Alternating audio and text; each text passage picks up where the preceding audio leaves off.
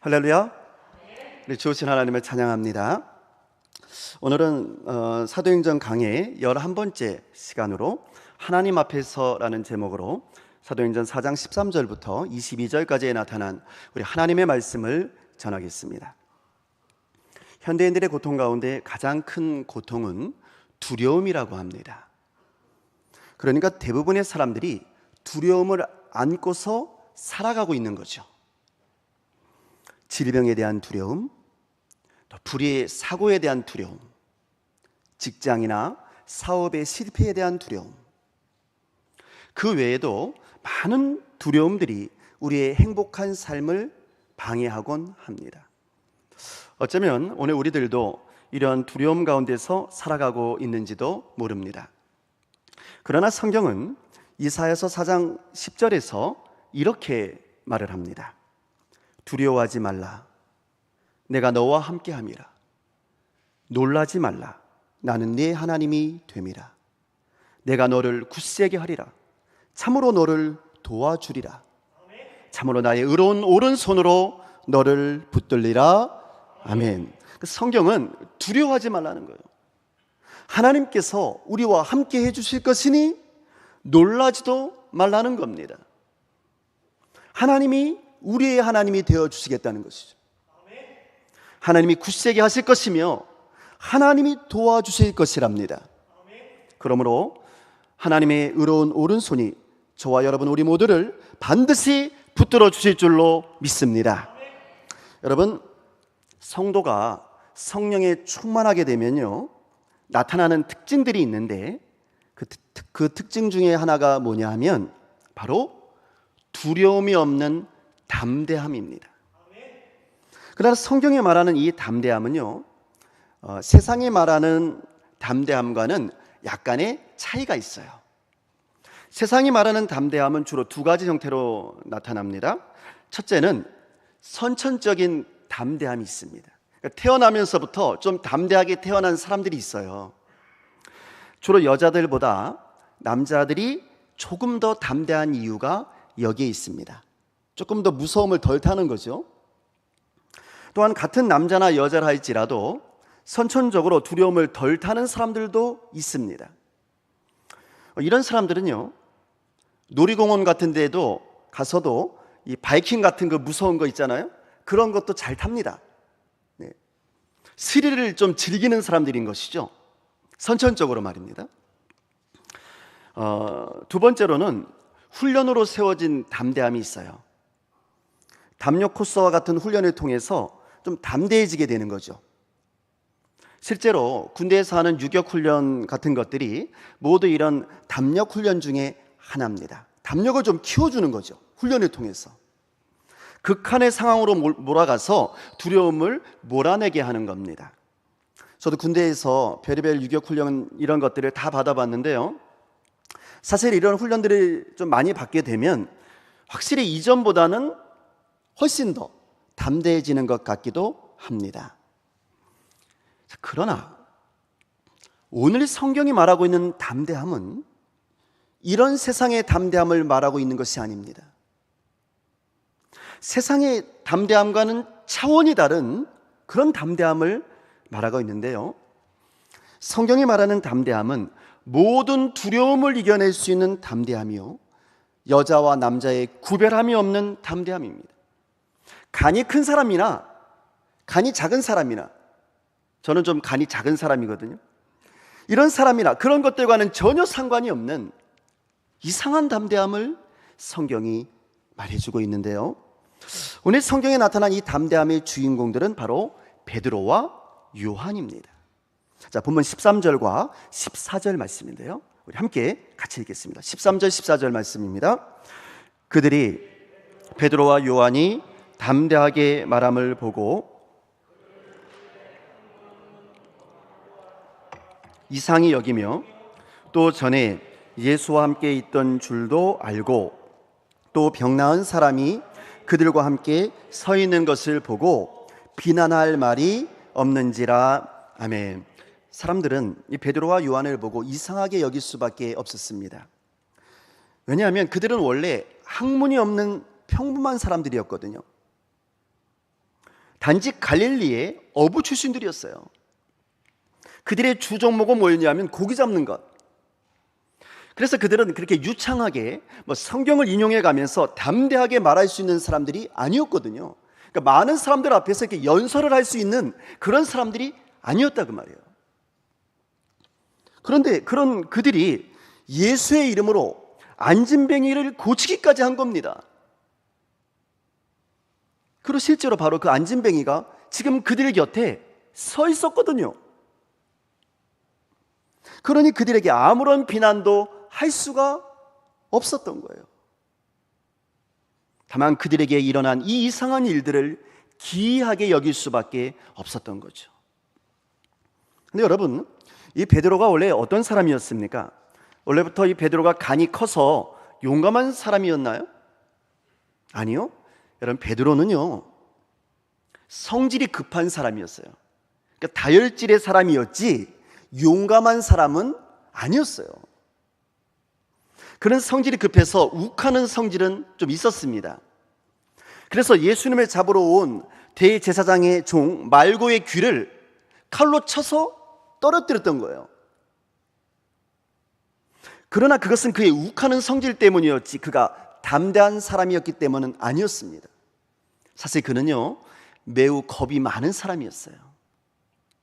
베드로는 예수님이 잡혔었을 때 한 여종이 와서 당신도 예수와 함께 있었던 사람이 아니냐라고 물었을 때요 두려워서 겁이 나서 예수님을 모른다고 부인한 사람이었어요. 여러분, 로마 군인들이 목에 칼을 대고 물은 것이 아니었습니다. 그래서 한낱 여종이 그냥 물어봤을 뿐인데도 이 베드로는 황급히 나는 아니라고, 무슨 소리냐고, 나는 예수를 모른다고 그렇게 부인했습니다. 왜? 두려웠어. 여러분, 단지 한 번만 그런 게 아니에요. 이 베드로는 예수님을 3번이나 부인했던 사람입니다. 두려워서 말이죠. 무서워서 그랬던 거예요. 베드로는 이렇게 매우 나약했던 사람이었습니다. 그랬던 그가 변했습니다. 연약했던 베드로가 변해서 담대해졌어요. 욱하는 성질도 사라졌고요. 오히려 좀 더 넓은 마음과 담대함과 겸손함으로 무장하게 되었습니다. 심지어 그는 감옥 안에서도 이제는 담대하게 되었고요. 말 한마디만 잘못해도 죽음에 처해질 수 있는 그런 위기 상황 가운데서도 담대해졌습니다. 담대하게 복음을 전하는 거예요, 이 사람이. 그렇다면 베드로가 이렇게 담대하게 된 원인이 무엇일까 하는 거죠. 성경은 그가 이렇게 담대한 예수님의 사람이 된 이유에 대해서 아주 단순하게 말을 합니다. 그 이유는 베드로가 성령을 받아서 성령에 충만했기 때문이다. 아멘? 이렇게 말을 합니다.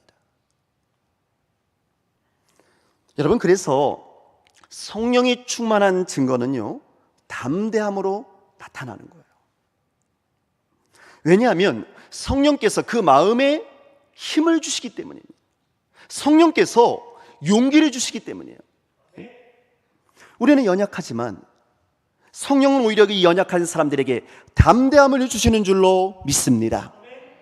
용감하게 복음을 전할 수 있는 용기를 주신다고 말이에요. 지금 베드로와 요한은 성령에 충만했기 때문에 성령께서 주시는 담대함으로 자신들이 핍박하는 사람들 앞에서조차 담대하게 말할 수가 있었던 거죠. 성도 여러분, 바로 여기에 우리 예수 믿는 사람들의 담대함의 비결이 있습니다. 그러니까 우리도 담대할 수 있다는 거예요. 성령 충만하면 여러분과 저같이 별로 담대하지 못한 사람들도 담대해질 수 있는 줄로 믿습니다. 비결은 오직 예수 그리스도에 있습니다. 예수 그리스도께서 내 마음에 계셔서 나의 마음과 나의 생각을 지켜주실 때, 그때 우리는 담대해질 수 있는 줄로 믿습니다.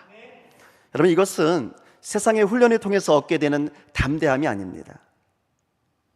유격훈련 때 받는 헬기 레펠을 타거나 고공훈련을 한다고 해서 생기는 그런 담대함이 아니에요. 저도 그런 훈련 다 받아봤는데요, 그때뿐이더라고요. 이런 담대함은 선천적으로 부모님으로부터 받은 담대함도 아닙니다. 세상의 담대함에는 한계가 있을 수밖에 없어요. 극한 상황에 처하게 되면요, 인간의 담대함은 그냥 무너질 수밖에 없어요. 죽음 앞에 서게 되면 세상의 담대함은 너무나 쉽게 바닥을 보일 수밖에 없는 것이죠. 그뿐만이 아닙니다. 이러한 세상의 담대함은요, 사실은 세상의 돈과 명예와 권력, 그리고 쾌락과 같은 그런 유혹의 손길들 앞에서는요, 오히려 너무나 쉽게 무너지게 됩니다. 이게 세상의 담대함이 가지고 있는 특징이에요. 세상의 돈과 명예와 권력과 나의 이익 앞에서 그냥 무너진다고 말이에요. 그래서 적당히 세상과 타협하게 되는 치명적인 약점을 가지고 있다. 그러나 우리 예수님께로부터 오는 담대함, 성령께서 우리 안에 충만히 거하심으로 생겨난 이 영적인 담대함은 그렇지 않습니다. 우리는 예수의 말씀으로 능히 세상의 위협에 맞설 수 있습니다.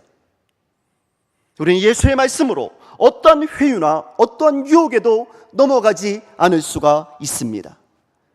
우리는 예수의 말씀으로 어떤 불의와도 타협하지 않을 수가 있습니다.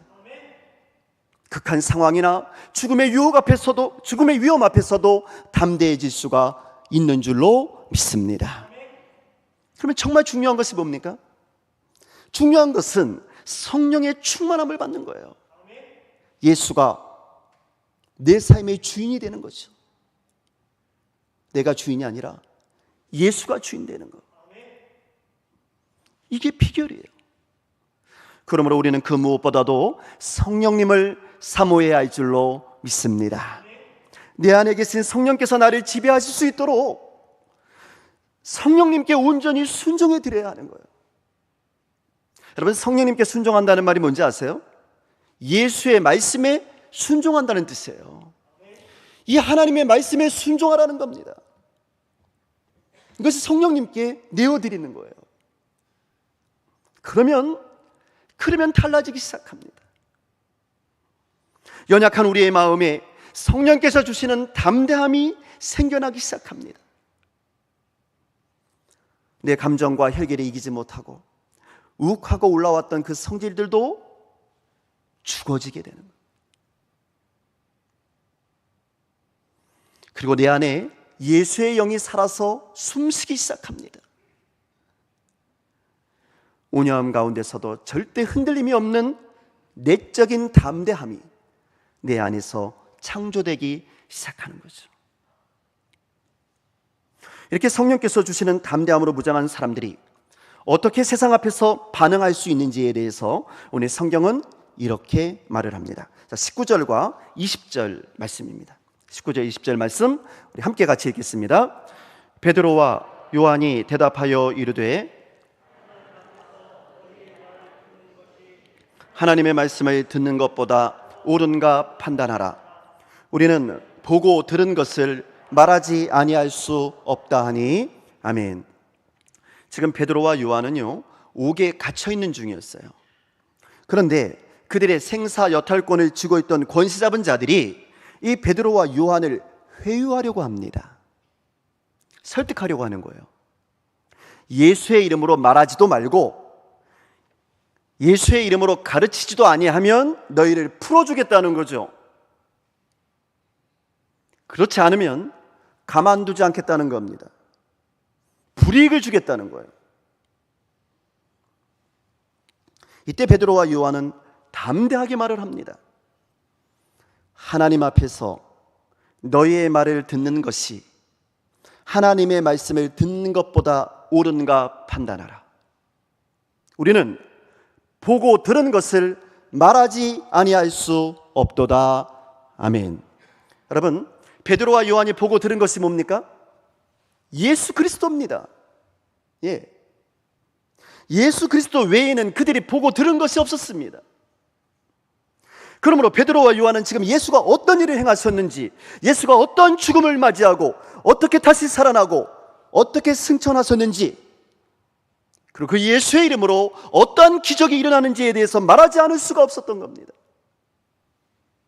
우리는 말하지 않을 수 없도다. 그런데 문제는요, 세상은 바로 그 예수의 이름을 말하면 핍박하겠다는 거예요. 불이익을 주겠다는 거예요. 그러나 입만 다물면 없었던 걸로 해주겠다는 거죠. 감옥에서도 풀어주고 더 이상 괴롭히지 않겠다는 겁니다. 그러나 그럼에도 불구하고 베드로와 요한은 그들과 타협할 수가 없었습니다. 왜 그렇습니까? 여러분, 여기에 가장 중요한 단어가 나옵니다. 그것은 바로 하나님 앞에서입니다. 할렐루야. 저랑 따라서 한번 해볼까요? 하나님 앞에서. 하나님 앞에서. 네, 베드로는 이렇게 말을 하는 거예요. 하나님 앞에서. 세상 앞에서가 아닙니다. 하나님 앞에서 너희의 말을 듣는 것이 하나님의 말씀을 듣는 것보다 옳은가 판단하라. 여러분, 하나님 앞에서 하나님의 말씀을 듣는 것이 옳습니까?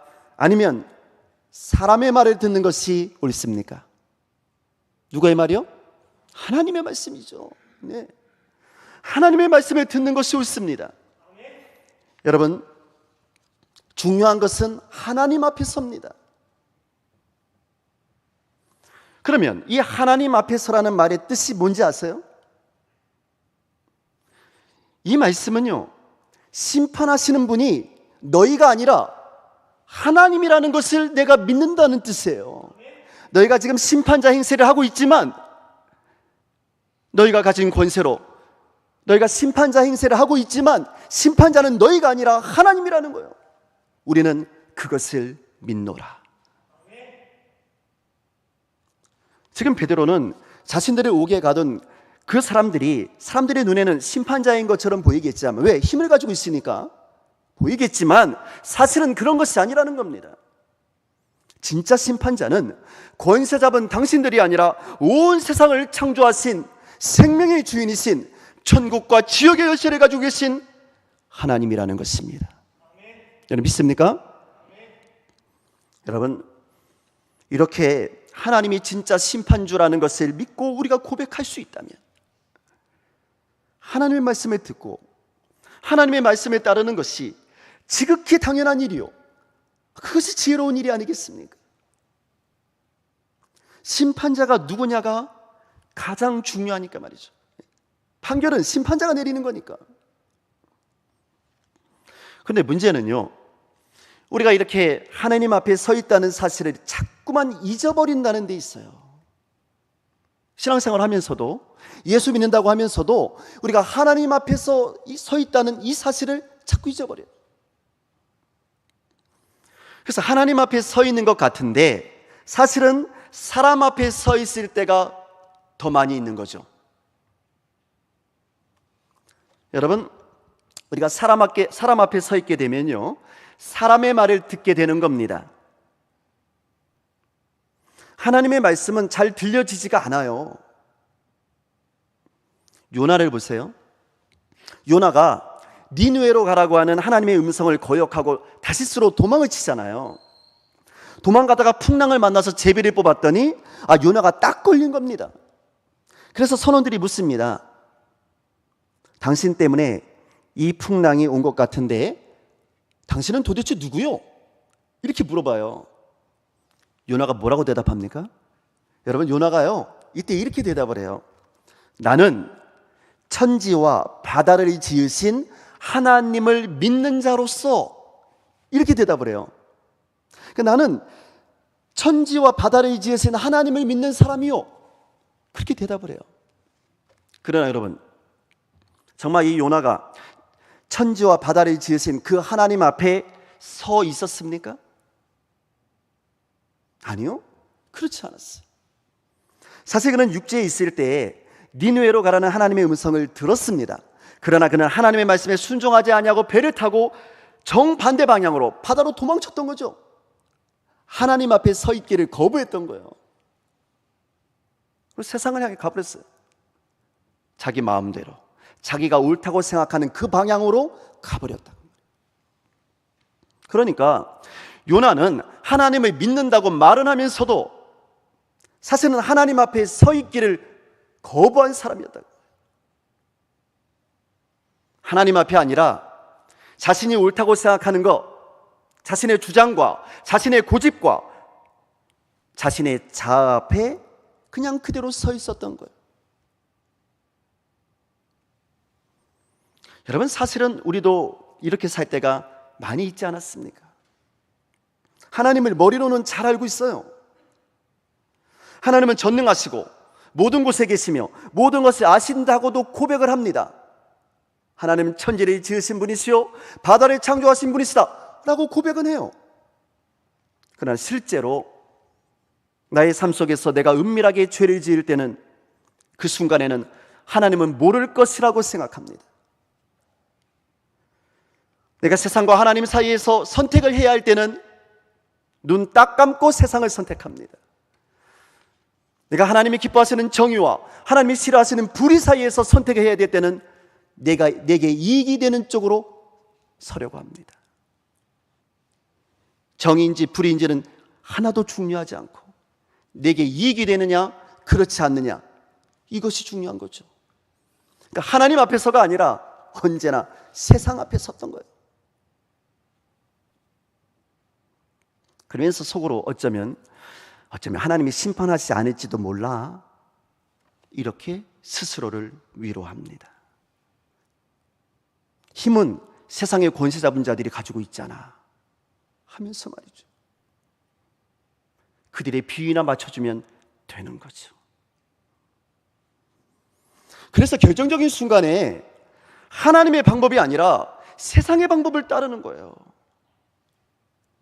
세상과 적절한 타협을 하면서 한 발은 세상에 한 발은 하나님께로 걸치는 이 양다리 작전을 계속 고수하는 거죠. 성도 여러분, 믿음은 순수하고 단호해야 합니다. 우리가 하나님을 믿는다면 우리는 하나님 앞에서 하나님의 말씀을 들어야 합니다.